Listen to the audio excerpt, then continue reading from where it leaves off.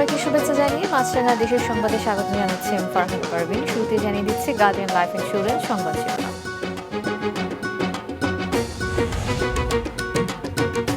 তিন পার্বত্য জেলার সীমান্ত সড়কে নির্মাণ কাজ প্রায় শেষ। সম্প্রসারিত হবে দক্ষিণ পূর্ব এশিয়ার ব্যবসা বাণিজ্য, বাড়বে জীবনমান। তাপপ্রবাহ থাকতে পারে আরও 2 দিন, বাড়ছে হিট অ্যালার্টের মেয়াদ। জলীয় বাষ্পের আধিক্যের কারণে গরম অনুভূত হচ্ছে বেশি। এত বড় দুর্যোগেও ওই বাড়িগুলি দাঁড়িয়ে আছে কোন শক্তিতে? সেজন্য প্রয়োজন উচ্চ শক্তির নির্মাণ সামগ্রীর ব্যবহার, যেমন জিপিএইচ কোয়ান্টাম B600DR, বাংলাদেশের উচ্চ শক্তি সম্পন্ন একমাত্র রড। এবার বিস্তারিত সংবাদ। দেশের বিভিন্ন জেলায় নানা কর্মসূচির মধ্য দিয়ে পালিত হয়েছে আওয়ামী লীগ সভাপতি ও প্রধানমন্ত্রী শেখ হাসিনার 44তম স্বদেশ প্রত্যাবর্তন দিবস। সকালে মানিকগঞ্জ জেলা আওয়ামী লীগের দলীয় কার্যালয়ে আলোচনা সভার আয়োজন করা হয়। এতে উপস্থিত ছিলেন জেলা আওয়ামী লীগের সভাপতি বীর মুক্তিযোদ্ধা গোলাম মহিউদ্দিন, সাধারণ সম্পাদক বীর মুক্তিযোদ্ধা আব্দুস সালাম, সহসভাপতি বীর মুক্তিযোদ্ধা গাজী কামরুল হুদা সেলিম। পরে জুমার নামাজ শেষে মসজিদগুলোতে হয় দোয়া মাহফিল এবং মন্দিরে বিশেষ প্রার্থনা। দেশের অন্যান্য জেলাতেও নানা কর্মসূচি পালন করে আওয়ামী লীগ এবং এর সহযোগী সংগঠনের নেতাকর্মীরা। দ্রুত এগিয়ে চলেছে 3 পার্বত্য জেলার সীমান্ত সুরক্ষায় সড়ক নির্মাণ কাজ। প্রকল্পের প্রথম ধাপের কাজ এরই মধ্যে প্রায় শেষ। জেলা প্রতিনিধি শঙ্কর হোরের পাঠানো তথ্য এবং ছবিতে ডেস্ক রিপোর্ট। এই চিত্র বছরখানেক আগের। দুর্গম পাহাড় জয় করে ড্রেজারে মাটি কাটা কিংবা হাইড্রোলিক হ্যামার দিয়ে কঠিন শিলা ভেঙে প্রতিনিয়ত চলছিল 3 পার্বত্য জেলার সীমান্ত সড়কের প্রথম ধাপের 317 কিলোমিটারের নির্মাণ কাজ। বছর ঘুরতেই সেই একই সড়ক আজ রূপ নিয়েছে পরিপাটি সড়কে। সমস্ত চ্যালেঞ্জকে জয় করে দুর্বার গতিতে প্রজেক্টের কাজ এগিয়ে চলেছে। আমাদের প্রজেক্টের 95% কাজ এই বর্ষা মৌসুমের আগেই শেষ হয়ে যাবে। দীর্ঘ সড়ক কিন্তু এটা হতে যাচ্ছে তো, এবং এইটার সাথে আমরা সম্পৃক্ত এবং আমরা আমাদের নিষ্ঠা, আন্তরিকতা এবং পরিশ্রম সবকিছু দিয়েই আমরা এটা করে যাচ্ছি, করার চেষ্টা করছি। এবং এর কোয়ালিটি বা অন্য যে কোনো কিছুতে প্রগ্রেস, কোনো কিছুতেই কিন্তু আমাদের কোনো কার্পণ্য নেই, দ্বিধা নেই, দ্বন্দ্ব নেই। আমরা কিন্তু আমাদের সর্বোচ্চ চেষ্টা করে এই কাজটি সবার প্রত্যাশা পূরণ করে যাচ্ছি। এরই মধ্যে চলাচলের উপযোগী হয়ে উঠেছে রাঙামাটি সদর থেকে বিলাইছড়ির ফারুয়া কিংবা জুরাছড়ির দুমদুম্মা অংশ। আগে যেখানে সড়কের ওই অংশ পার হতে লাগতো অনেক সময়, সেখানে এখন লাগবে মাত্র 2 থেকে 3 ঘন্টা। সড়ককে কেন্দ্র করে এর আশেপাশে গড়ে উঠেছে নতুন বসতি। দক্ষিণ পূর্ব এশিয়ার ব্যবসা বাণিজ্য সম্প্রসারণে নতুন স্বপ্ন বুনছেন মানুষ। এখন বাজারে যদি সহজ হয়, গাড়ি ঘোড়া আছে, আর আগে তো হেঁটে যেতে হয়, একটু সময় লাগতো। এই রাস্তা ঘাট হওয়ার পরে আমি দোকানটা দিয়েছি, ইনকামটা অনেক বাড়ছে আমাদের এখানে। আমাদের বিক্রি করতে এত সুবিধা হচ্ছে, যারা ব্যবসা করে ওদেরও সুবিধা আর কি। একটা রোগী যদি কোনো অসুস্থ হলে আমরা তাড়াতাড়ি করে হাসপাতালে নিতে পারি, এখান থেকে গাড়িতে করে। শিগগিরই সড়কটি উদ্বোধন করবেন প্রধানমন্ত্রী শেখ হাসিনা, জানান সংশ্লিষ্ট কর্মকর্তা। প্রথম পেজের কাজটা ইনশাল্লাহ আশা করছি আমরা এবছর মে মাসের মধ্যে শেষ হয়ে যাবে। শেষ হওয়ার পরে আমরা মাননীয় প্রধানমন্ত্রীর কাছে অ্যাপ্রোচ করব উদ্বোধন করার জন্য। এরপর আমরা দ্বিতীয় ফেজের কিছু কাজ শুরু করার জন্য উদ্যোগ নিচ্ছি। আমাদের ডিপিপি প্রস্তুত করছে, আমরা খুব দ্রুত ইনশাল্লাহ করবার চেষ্টা করব। এটা শেষ হওয়ার পরে আমরা থার্ড ফেজের কাজ ধরব। বাংলাদেশ সেনাবাহিনীর 34 ইঞ্জিনিয়ার কনস্ট্রাকশন ব্রিগেডের অধীনে 17, 20 ও এডহক 26 ইঞ্জিনিয়ার কনস্ট্রাকশন ব্যাটালিয়ন বাস্তবায়ন করছে সড়ক নির্মাণ কাজ, যার ব্যয় ধরা হয়েছে 3,861 কোটি টাকা। সীমান্ত সড়কের মোট দৈর্ঘ্য 1036 কিলোমিটার। মাছরাঙা নিউজ ডেস্ক। দেশের সব বিভাগের ওপর দিয়েই বয়ে যাচ্ছে মৃদু থেকে মাঝারি ধরনের তাপপ্রবাহ। এই অবস্থা অন্তত 2 দিন অব্যাহত থাকতে পারে বলে জানিয়েছে আবহাওয়া অধিদপ্তর। বাতাসে জলীয় বাষ্পের আধিক্যের কারণে গরম অনুভূত হচ্ছে আরও বেশি। ডেস্ক রিপোর্টে দেখুন বিস্তারিত। এপ্রিল মাস জুড়ে ছিল দেশের ইতিহাসে টানা তাপপ্রবাহ। এরপর বৃষ্টি কিছুটা স্বস্তি দিলেও আবার শুরু হয়েছে গরমের দাপট। দেশের সব বিভাগ জুড়ে চলছে তাপপ্রবাহ। গেল 24 ঘন্টায় দেশের সর্বোচ্চ তাপমাত্রা রেকর্ড করা হয় পাবনার ঈশ্বরদীতে ৩৯.৫ ডিগ্রি সেলসিয়াস। রংপুর বিভাগের অধিকাংশ জেলায় ৩৯ ডিগ্রির উপরে। বাতাসে আপেক্ষিক আর্দ্রতা ৮২% উপরে হওয়ায় অস্বস্তি হচ্ছে বেশি। আমরা আশা করছি যে রাজধানীতে 19 তারিখ কিংবা 20 তারিখের দিকে বৃষ্টি হওয়ার সম্ভাবনা রয়েছে। বৃষ্টি হলে এই যে তাপপ্রবাহ সেটি অনেকটা প্রশমিত হতে পারে এবং মানুষের মধ্যে সাময়িকভাবে একটা স্বস্তিকর অবস্থা ফিরে আসতে পারে। মাঝারি ধরনের তাপপ্রবাহ আজকে এবং কালকে থাকার সম্ভাবনা রয়েছে।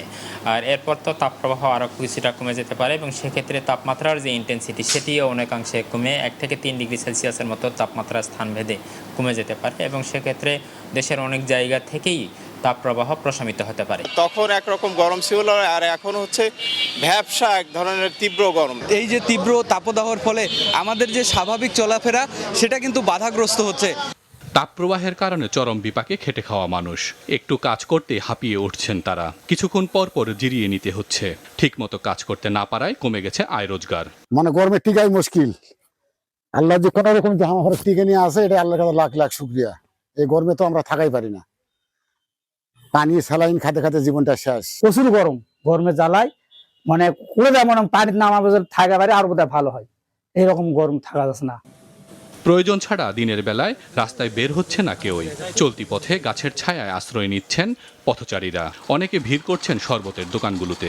বেশ কয়েকদিন আগে বৃষ্টি হলেও কিছু স্বস্তি ফিরে এসেছিল, কিন্তু আবার সেই পূর্বের সেই তাপদাহ এবং তাপমাত্রা আস্তে আস্তে বাড়তে শুরু করেছে। যে গরমের ভিতরে আমাদের তো কাজের খাতিরে আমাদের তো বাইরে বেরোতে হয়, কিন্তু কি করবো, আমাদের তো কোনো উপায় নেই, আমাদের তো কাজ করতে হবে এবং সংসার চালাতে হবে। তাপদাহের কারণে আমরা যারা মাঠে ময়দানে কাজ করি আমরা বাসা থেকে বেশি একটা বের হতে পারতেছি না প্রচণ্ড গরমের কারণে। হাসপাতালগুলোতে আবারও বাড়তে শুরু করেছে হিট স্ট্রোক ও ডায়রিয়া সহ নানা গরমজনিত রোগে আক্রান্তের সংখ্যা, যাদের অধিকাংশই শিশু ও বৃদ্ধ। আমার মেয়ের ডায়রিয়া, সদর হাসপাতালে নিয়ে আসছি। এখানেও প্রচুর গরমের কারণে আমার মেয়ের ডায়রিয়া ভালো হচ্ছে না। তুমি জ্বর হাতে মনে করেন যে পাতলা পায়খানা। এই তাপপ্রবাহ অব্যাহত থাকতে পারে আরও 2 দিন জানিয়েছে আবহাওয়া অফিস। তবে 2-1টি এলাকায় আগামী 2 দিন বৃষ্টির সম্ভাবনাও রয়েছে। হাসান মেহেদি, মাছরাঙা নিউজ ডেস্ক। দর্শক, কিছুক্ষণ আগে চুয়াডাঙ্গা এবং রংপুর থেকে তাপপ্রবাহের খবর জানিয়েছেন ফায়জার চৌধুরী এবং ফুয়াদ হাসান। চুয়াডাঙ্গায় চলছে মাঝারি মানের তাপপ্রবাহ। আজ চুয়াডাঙ্গার তাপমাত্রা রেকর্ড করা হয়েছে ৩৯.৫ ডিগ্রি সেলসিয়াস। কিন্তু এই যে আমি এখানে দাঁড়িয়ে আছি আবহাওয়া অফিসের সামনে, আমার ঘাম হচ্ছে। এর কারণ যেটা বাতাসের আর্দ্রতা বেশি এবং এ কারণেই গরম অনুভূত বেশি হচ্ছে, ভ্যাপসা গরম যেটা বলা হয়। গত 1 সপ্তাহ ব্যবধানে চুয়াডাঙ্গার তাপমাত্রা বেড়েছে কিন্তু 6 থেকে 7 ডিগ্রি সেলসিয়াস। 1 সপ্তাহ আগে চুয়াডাঙ্গাতে বৃষ্টি হয়েছিল, এই অঞ্চলের তাপমাত্রা কমে এসেছিল। অতি তীব্র তাপপ্রবাহ থেকে 1 সপ্তাহ কিছুটা স্বস্তিতে ছিল মানুষ। আজ থেকে যেটা মাঝারি তাপপ্রবাহ চলছে, এটা হয়তোবা তীব্র তাপপ্রবাহের দিকে রূপ নেবে, এমনটাই বলেছে আবহাওয়া অফিস। তীব্র গরমে চুয়াডাঙ্গায় যা হয় তাই হচ্ছে। রাস্তাঘাট ফাঁকা, মাঠঘাটে যদিও কাজ এখন তেমনটা নেই। মাঠের ধান ইতোমধ্যে ঘরে তুলেছে কৃষক, কিন্তু মাঠ পরবর্তী ফসলের জন্য যে প্রস্তুত করবে, যে সেই কারণে তাদেরকে মাঠে যেতে হয়, সেটা যাওয়া হচ্ছে না। কারণ তীব্র গরমে তারা অতিষ্ঠ হয়ে পড়ছে, তারা অসুস্থ হয়ে পড়ছে। হাসপাতালগুলোতে ভিড় বেড়েছে গরমজনিত রোগের এবং রোগীর, এবং সেখানে বেশিরভাগ শিশু এবং বয়স্করা এসে চিকিৎসা নিচ্ছেন। হঠাৎ করে তাপমাত্রা বৃদ্ধি পাওয়ায় রংপুর বিভাগে 48 ঘন্টার হিট অ্যালার্ট জারি করে আবহাওয়া অফিস। আজ রংপুরের সর্বোচ্চ তাপমাত্রা 38.5 ডিগ্রি সেলসিয়াস, যা নীলফামারীর সৈয়দপুরে রেকর্ড করা হয় 39.2 ডিগ্রি সেলসিয়াস। রংপুর বিভাগের সর্বোচ্চ তাপমাত্রা এখন পর্যন্ত নীলফামারীর সৈয়দপুরেই রেকর্ড করা হয়েছে 39.2 ডিগ্রি সেলসিয়াস। তো রংপুরে এই অতিরিক্ত তাপমাত্রার কারণে সাধারণ মানুষজন সাধারণত প্রয়োজন ছাড়া বাইর হচ্ছেন না। যাদের কাজ থাকছে শুধু কাজটুকু করে আবার বাসায় চলে যাচ্ছেন। তো এই তাপমাত্রা অতিরিক্ত হওয়ার কারণে মানুষজন সর্দি, জ্বর, কাশি সহ নানা রকম সমস্যায় ভুগছেন। এদিকে গতকাল সন্ধ্যায় হঠাৎ করে বৃষ্টি হওয়ায় তাপমাত্রা কিছুটা কমে গেলেও আবার আজ দিনের শুরু থেকে তাপমাত্রা বৃদ্ধি পেতে থাকে এবং আবহাওয়া অফিস বলছে আগামীকাল একটা বৃষ্টির সম্ভাবনা আছে। যদি বৃষ্টি হয় তাহলে তাপমাত্রা কিছুটা কমতে পারে। মাত্র 1 জন চিকিৎসক দিয়ে চলছে নোয়াখালী জেনারেল হাসপাতালের আইসিইউ। 9 জন নার্স থাকলেও 30 শয্যার ইউনিট চালানোর জন্য তা পর্যাপ্ত নয়। অন্যান্য পদশূন্য, তাই এখন শুধু 5 শয্যায় রোগী ভর্তি নেওয়া হচ্ছে। নোয়াখালী প্রতিনিধি মিজানুর রহমান রিয়াদের পাঠানো তথ্য এবং ছবিতে ডেস্ক রিপোর্ট।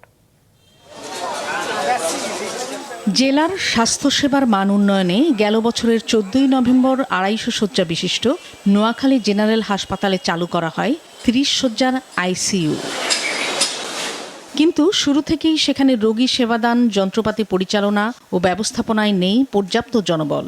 এ পর্যন্ত 82 জন রোগীকে আইসিইউতে স্থানান্তর করা হলেও 40 জনই চিকিৎসাধীন অবস্থায় এবং বিভিন্ন জেলার হাসপাতালে স্থানান্তরের সময় মারা গেছেন। এ অবস্থায় বাধ্য হয়ে বর্তমানে ওই ইউনিটে শুধু 5 শয্যায় রোগী ভর্তি নেওয়া হচ্ছে। এতেও কাটছে না সংকট। এখানে আমার সুপারিনটেন্ডেন্ট স্যার বলছেন, সিভিল সার্জন মহোদয় বলছেন, এমপি মহোদয় বলছেন যে এখানে আনসার দিবে। পুলিশেরও একটা আমাদের মতো 6 ঘন্টা ডিউটি করবে আইসিইউ রুমে। তো আমরা অনেক সময় লোকাল নেতাদের চাপে পড়ি, আমাদের আইসিইউ রুমের কোনো কমান্ড মানে না তারা। আমরা যদি বলি একজন আসেন, ওনারা 5 জন আসি এখানে নানান বিনান গ্যাদারিং করে এবং আমাদের এসডিইউটা জনবলের অভাবের কারণে দীর্ঘদিন বন্ধ হয়ে আছে। আমরা তো কাজ করার উদ্দেশ্যেই আসছি, আর আমরা চাই আমাদের 250 শয্যায় এই আইসিইউটা 20 বেড থেকে 10 বেড থেকে 20 বেডে উন্নতি হোক। অবশ্যই আমরা চাইবো আমার নিজ জেলার মানুষগুলো যেন অন্য কোথাও দৌড়াদৌড়ি না করতে হয়, সাফারিংস না করতে হয়। সেই জন্য আমরা মানসিকভাবে প্রস্তুত। আমরা 10 বেড, 15 বেড, 20 বেড যখনই যা বল আমরা চালাতে পারবো, যদি আমাদের জনবলটা একটু বাড়িয়ে দেওয়া হয়। সমস্যা সমাধানে ঊর্ধ্বতন কর্তৃপক্ষকে চিঠি দেওয়া হয়েছে বলেন হাসপাতাল কর্তৃপক্ষ। এখন শুরু করার পরে আমরা যেটা দেখলাম যে আসলে জনবল কিন্তু আমাদের আরও লাগবে। আইসিইউতে আমরা যেভাবে ভাবছিলাম রোগী ভর্তি হবে, আসলে চাহিদা আরও বেশি। আমাদের এখানে টোটাল হলো আইসিইউর জন্য 10 বেড, এইচডির জন্য 20 বেড, তো 30 বেড মোট। আমরা মাত্র 10 শয্যা শুরু করেছি। যদি জনবল আমরা লোকবল পাই, আমরা টোটাল 30 বেডে আমরা শুরু করতে পারবো। ইনস্ট্রুমেন্টগুলিও কম ছিল, কিন্তু আমরা ইনস্ট্রুমেন্টের ব্যাপারে আলহামদুলিল্লাহ আমাদের পর্যাপ্ত ইনস্ট্রুমেন্ট আছে। তো আমরা এখন যেটা চাচ্ছি, নোয়াখালীতে জনবল আমরা প্রকল্প থেকে হোক বা রাজস্ব থেকে হোক, যদি একটু পর্যাপ্ত জনবল আমরা পাই, আল্লাহ চাইতে আমরা আইসিইউটাকে একটা কোয়ালিটি সম্পন্ন সেবা দিতে পারবো। বর্তমানে 1 জন চিকিৎসক, 9 জন নার্স ও 5 জন কর্মচারী দিয়ে চলছে হাসপাতালের আইসিইউ। মাছরাঙা নিউজ ডেস্ক। বিএনপি তাদের শাসনামলে যুদ্ধাপরাধী এবং রাজাকার আল বদরদের সঙ্গে নিয়ে পাকিস্তানের দালাল হয়ে দেশের জনগণকে শোষণ ও অত্যাচার করত বলেছেন আইন, বিচার ও সংসদ বিষয়ক মন্ত্রী অ্যাডভোকেট আনিসুল হক।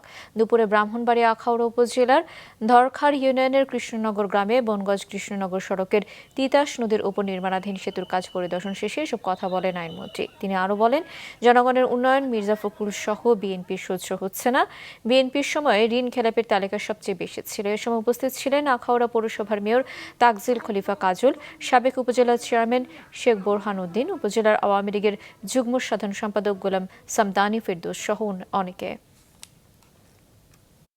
যখন বিএনপি সরকার বাংলাদেশ তারা শাসন করত, তখন তারা যুদ্ধ অপরাধী, রাজাকার, আল বদর এবং নিজেরা পাকিস্তানের দালাল হয়ে বাংলাদেশের জনগণকে শোষণ করত, শাসন করত, অত্যাচার করত। আর এখনের চিত্র হচ্ছে যে বাংলাদেশের জনগণের উন্নয়ন হচ্ছে।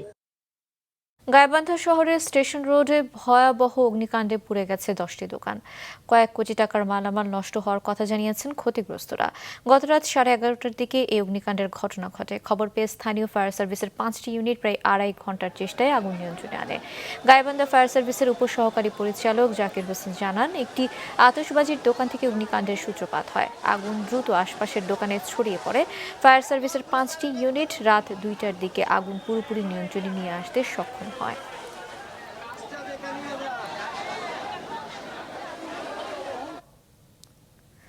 ভারতের পশ্চিমবঙ্গের বনগাঁও আসনে লোকসভার সাধারণ নির্বাচনের কারণে যশোরের বেনাপোল সহ সব স্থলবন্দর দিয়ে সন্ধ্যা 6টার পর থেকে 20 মে রাত 12টা পর্যন্ত ভারতে যাওয়া আসা বন্ধ ঘোষণা করা হয়েছে।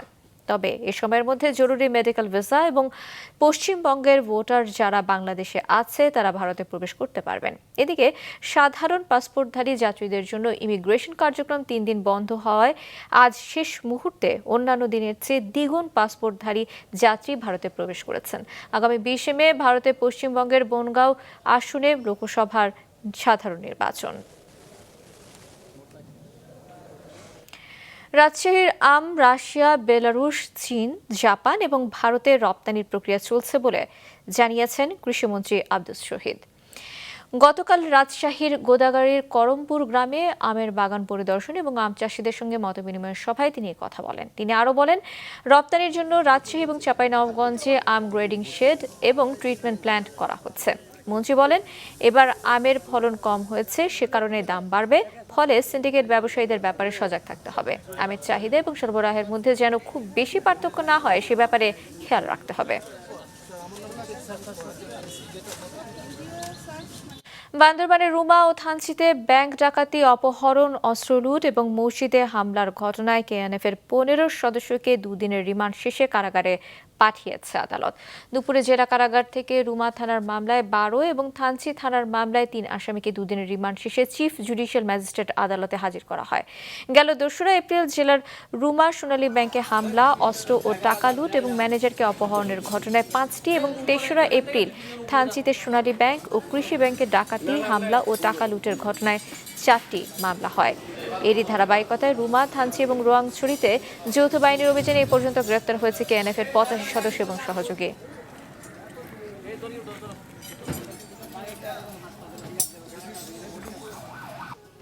কুমিল্লার 14 গ্রামে নিয়ন্ত্রণ হারিয়ে বাস খাদে পড়ে নিহত হয়েছে 5 জন, আহত হয়েছে আরও 14 জন। চালকের অসতর্কতায় এই দুর্ঘটনা প্রাথমিকভাবে জানিয়েছে হাইওয়ে পুলিশ। কুমিল্লার প্রতিনিধি জাহাঙ্গীর আলম ইমরুলের তথ্য এবং ছবিতে ডেস্ক রিপোর্ট। ঢাকা থেকে 35 জনের মতো যাত্রী নিয়ে কক্সবাজারের উদ্দেশ্যে ভোরে রওনা দেয় রিল্যাক্স পরিবহনের একটি স্লিপার কোচ। পথে বিরতি নেওয়ার পর ভোর 6:45 ঢাকা চট্টগ্রাম মহাসড়কের 14 গ্রামের বাতিসা এলাকায় দুর্ঘটনার কবলে পড়ে। বাসের ভিতর থেকে 5 জনের মরদেহ উদ্ধার করা হয়। আহত অন্তত 10 জনকে 14 গ্রাম উপজেলা স্বাস্থ্য কমপ্লেক্সে নেওয়া হয়। গুরুতর আহত 4 জনকে পাঠানো হয় কুমিল্লা মেডিকেল কলেজ হাসপাতালে। এই গাড়ির কেউ কোনো ধাক্কাও দেয় নাই, কিছু দেয় নাই। আমরা তো ভিতরে আসছিলাম, কিছু জানি না। এই গাড়ি ফরি গেছে, ফরি যাওয়ার পরে কিছু মানুষ 2-4-5 জন একদম গাড়ির নিচে মরে গেছে। 5 জন মরে গেছে আর বাকি মানুষে কিছু দুঃখ পাইছে, কিছু হাত ভাঙি গেছে। আমি কিভাবে বের হয়েছে এখান থেকে গাড়ি থেকে সেটা আমি নিজেও জানি না। ওখানে ঘুমেছিলাম, টোটো কিছু দেখি নাই। তাই আমাদেরকে পুলিশ ওইখান থেকে উদ্ধার করছে। উদ্ধার করার পর আমাদেরকে হাসপাতাল নিয়ে তারপর চিকিৎসা করছে। করার পর আমরা আমাদেরকে এখানে নিয়ে এসে আমাদের বাড়িটা যেন আমরা নিয়ে যেতে পারি। আহত যাত্রীরা জানায়, দুর্ঘটনার সময় বেশিরভাগ যাত্রী ঘুমন্ত ছিল। দুর্ঘটনার পর বাসটির গ্লাস ভেঙে হতাহতদের উদ্ধার করা হয়। নিহতদের মধ্যে কক্সবাজার টেকনাফের মোহাম্মদ হোসেন, চট্টগ্রামের বাঁশখালীর রিয়াদ, নোয়াখালী চাটখিলের পলাশ এবং লক্ষ্মীপুর জেলার মানসুর। 10 জনের মধ্যে আহতের মধ্যে 3 জন খুব গুরুতর। এই 3 জনকে আমরা কুমিল্লা মেডিকেল কলেজে রেফার করছি। প্রাথমিক চিকিৎসা দিয়ে কুমিল্লা মেডিকেল কলেজে রেফার করা হয়েছে। আর 7 জনকে প্রাথমিক চিকিৎসা দিয়ে আমরা ছেড়ে দিয়েছি। দুর্ঘটনাস্থল পরিদর্শন করে হাইওয়ে কুমিল্লা রিজিয়নের পুলিশ সুপার জানান, প্রাথমিকভাবে ধারণা করা হচ্ছে চালকের অসতর্কতার কারণে এই দুর্ঘটনা ঘটেছে। ঘটনাস্থল আমি দেখেছি, সেখানে দেখছি যে তেমন কোনো প্রতিবন্ধকতা নাই, কোনো ব্যারিয়ারও নাই। কয়েকটা বাঁশের ঝাড় আছে আর সম্পূর্ণ ফাঁকা রাস্তা। তো এই সমস্ত জায়গায় যদি অ্যাক্সিডেন্ট ঘটে থাকে তখন আমার কাছে মনে হয় যে ড্রাইভারের অসতর্কতার কারণেই প্রথম পর্যায়ে এই ধরনের দুর্ঘটনা ঘটতে পারে। পুলিশ কর্মকর্তারা জানিয়েছেন, মহাসড়কের সিসি ক্যামেরার ফুটেজ বিশ্লেষণ করা হচ্ছে। দুর্ঘটনার প্রকৃত কারণ জানতে তদন্ত করছে পুলিশ। শেরপুরে সড়ক দুর্ঘটনায় মারা গেছে 2 জন। সজীব সাদিক, মাছরাঙ্গা নিউজ ডেস্ক। ষষ্ঠ উপজেলা পরিষদ নির্বাচনের দ্বিতীয় ধাপে ভোট গ্রহণের বাকি আর মাত্র 4 দিন। প্রচারে ব্যস্ততা বেড়েছে প্রার্থীদের। সকালে নারায়ণগঞ্জের রূপগঞ্জে নোয়াপাড়া জামদানিপল্লী এলাকায় প্রচার চালান চেয়ারম্যান প্রার্থী হাবিবুর রহমান। পাড়া এবং মহল্লায় গণসংযোগে ব্যস্ততা বেড়েছে অন্যান্য প্রার্থীর। ব্যস্ত নারায়ণগঞ্জের উপজেলা নির্বাচনের প্রার্থীরা। কুমিল্লার দেবিদ্বারের উজানি জোড়া, নবিয়াবাদ, কুরুইন এবং ফতেহাবাদে পথসভা করেন চেয়ারম্যান প্রার্থী যুবলীগ নেতা মোহাম্মদ মামুনুর রশিদ। গোপালগঞ্জ সদর উপজেলা পরিষদ নির্বাচনের পর সহিংসতায় পরাজিত প্রার্থীর কর্মী নিহতের ঘটনায় সদর থানায় মামলা করা হয়েছে। বৃহস্পতিবার রাতে নিহত ওয়াসিকুর ভুইয়ার বোন পারুল বেগম 23 জনের নাম উল্লেখ সহ অজ্ঞাত 40 থেকে 50 জনকে আসামি করে হত্যা মামলা দায়ের করেন। বিজয়ী চেয়ারম্যান কামরুজ্জামান ভুইয়াকে প্রধান আসামি এবং তার ছোট ভাইয়ের শ্বশুর কালু ভুইয়া, ছেলে চয়ন ভুইয়া, সমর্থক হিদু ভুইয়া, ইউপি সদস্য হান্নান, মিনহাজ ভুইয়ার নাম উল্লেখ করা হয়েছে। জড়িতদের গ্রেপ্তারে অভিযান অব্যাহত রয়েছে বলে জানিয়েছে পুলিশ। বরিশালে অনুষ্ঠিত হয়েছে এসএসসি 87 ব্যাচের ঈদ পুনর্মিলনী। সকালে জেলা শিল্পকলা একাডেমি চত্বরে গাছের চারা রোপণ করে অনুষ্ঠানের উদ্বোধন করা হয়। দেশের বিভিন্ন জেলা থেকে এসএসসি 87 ব্যাচের প্রায় 600 জন অংশ নেন অনুষ্ঠানে। বন্ধুদের পারস্পরিক পরিচয়, আলোচনা সভা, স্মৃতিচারণ এবং সাংস্কৃতিক অনুষ্ঠানের মধ্য দিয়ে দিনটি উপভোগ করেছেন সবাই। আগামীতে বন্ধুত্ব ধরে রাখার প্রত্যাশা তাদের।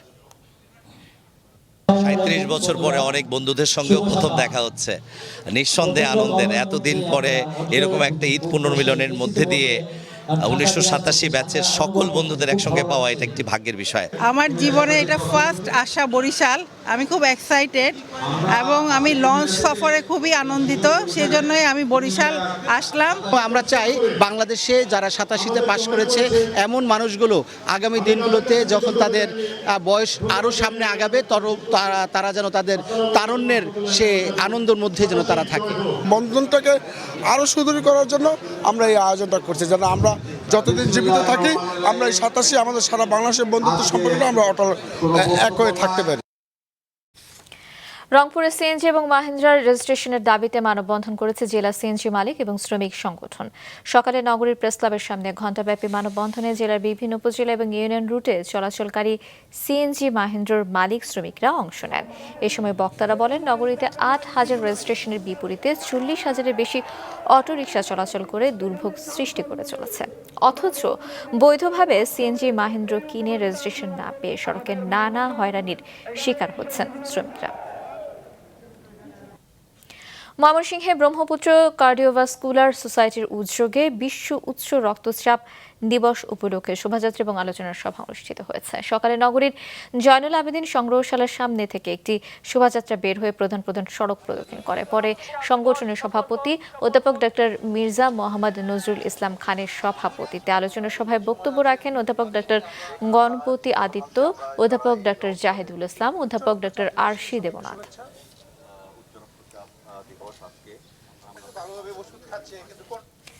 মাছরাঙা দেশের সংবাদ শেষ করার আগে গার্ডিয়ান লাইফ ইন্স্যুরেন্স সংবাদ শিরোনামগুলো আরও একবার। 3 পার্বত্য জেলার সীমান্ত সড়কে নির্মাণ কাজ প্রায় শেষ, সম্প্রসারিত হবে দক্ষিণ পূর্ব এশিয়ার ব্যবসা বাণিজ্য, বাড়বে জীবনমান।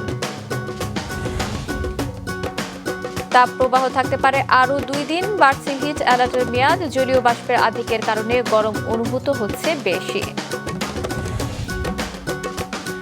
নোয়াখালী জেনারেল হাসপাতালে আইসিইউতে চিকিৎসক মাত্র 1 জন, অন্যান্য পদেও নেই পর্যাপ্ত জনবল, রোগী ভর্তি নেওয়া যাচ্ছে না। এ ছিল এখনকার মতো। ফেসবুকে আপডেট পেতে ভিজিট করুন মাছরাঙা টেলিভিশনের পেজে, ইউটিউব চ্যানেলেও দেখতে পারেন আমাদের সংবাদ প্রতিবেদন এবং অনুষ্ঠান। আমাদের পরবর্তী সংবাদ সন্ধ্যা 7টায় দেখার